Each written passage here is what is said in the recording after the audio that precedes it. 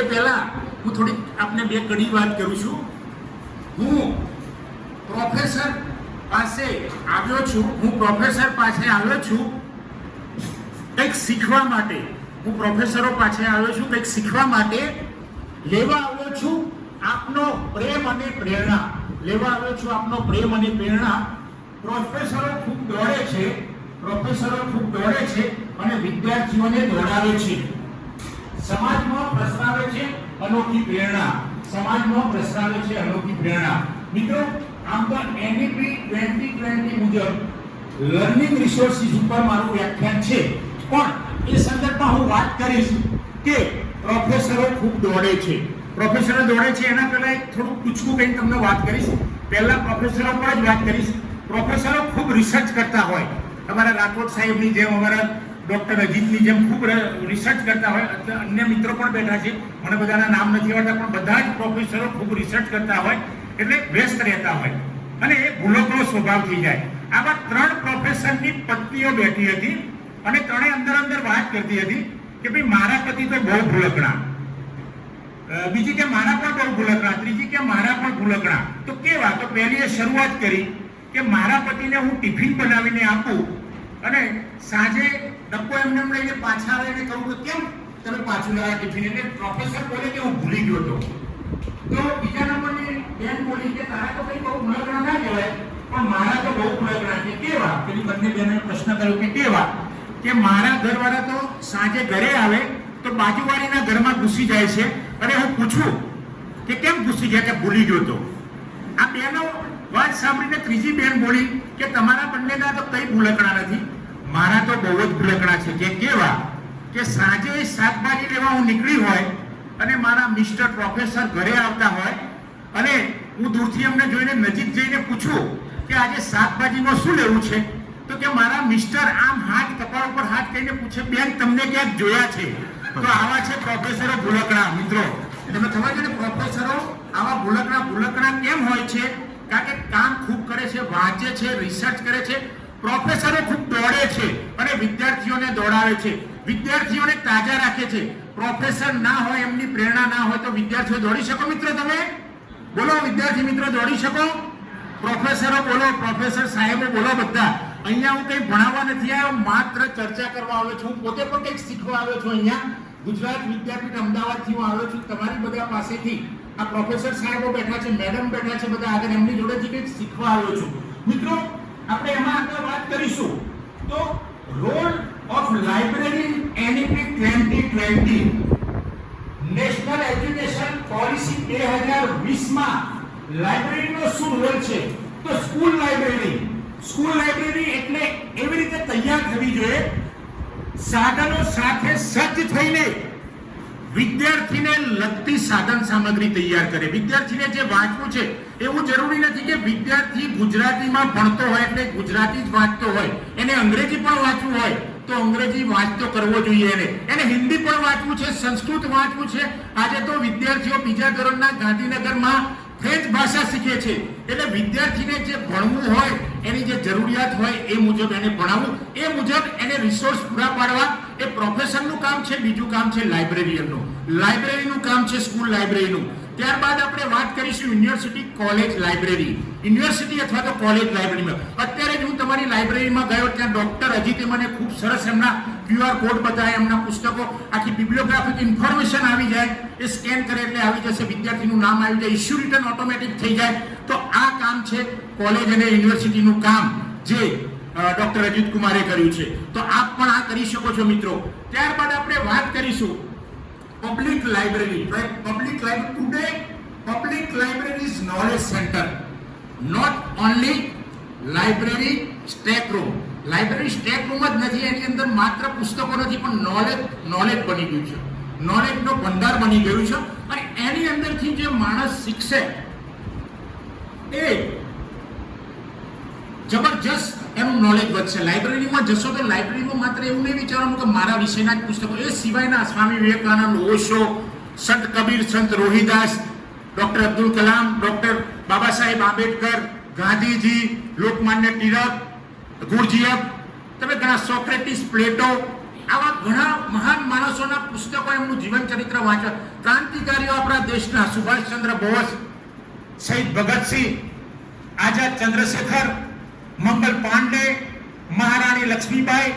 સ્ત્રીઓમાં આપણે જોઈશું તો મીરાબાઈ પણ એક વિરાંગના હતા, અલગ ટાઈપના વિરાંગના, કૃષ્ણની ભક્તિ કરીને લીન થઈ જતા હતા.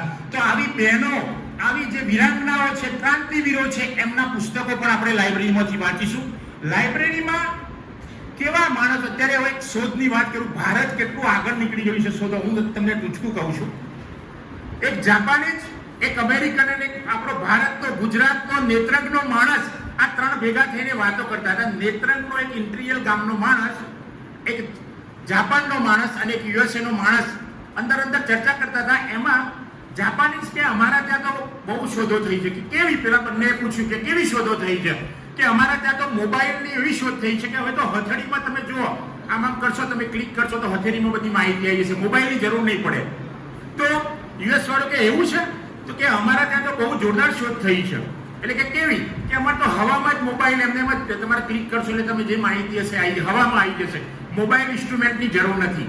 એ જ અરસામાં આપણા નેત્રંગમાં એક ભાઈને હિસ્ટેરિયા થયેલો. આ 3 જણ વાત કરતા હતા. આપણો એક ભારતીય, એક જાપાની અને એક યુએસએ નો 3 જણ વાત કરતા હતા.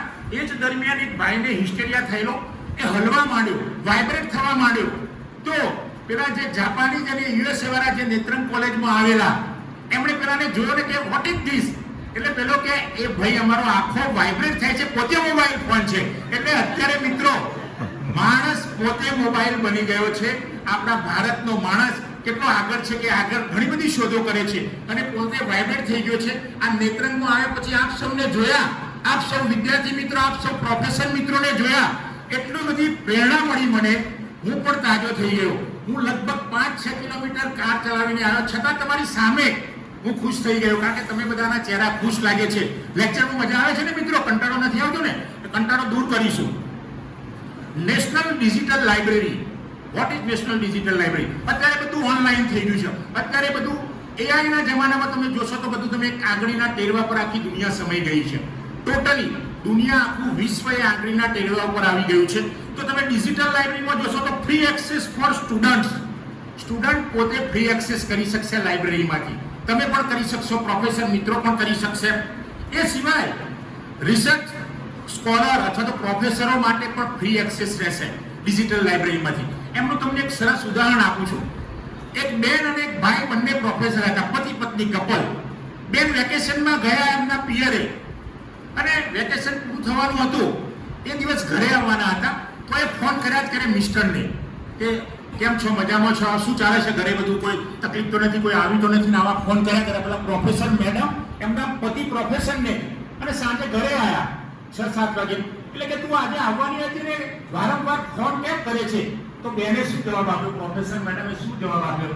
तुम्हें पता चले कि टाइगर अभी जिंदा है, टाइगर अभी जिंदा है. બેનને ખબર પડી જાય કે ભાઈ બેને કેવું, બેનનો પોતાના પતિ પર એક અલગ પ્રકારનું જોશ હતો.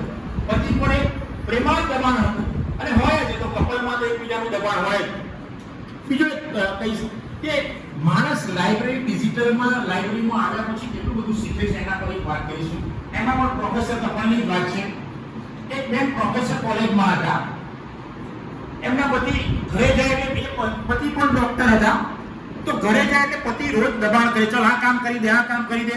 એટલે બેન પણ ઓફિસેથી આવતા હોય, કોલેજેથી, પેલો પણ ક્લિનિક પરથી આવતા હોય. બંનેને સરખું કામ કરવાનું હોય, પણ બેન ઉપર દબાણ કરતા હતા.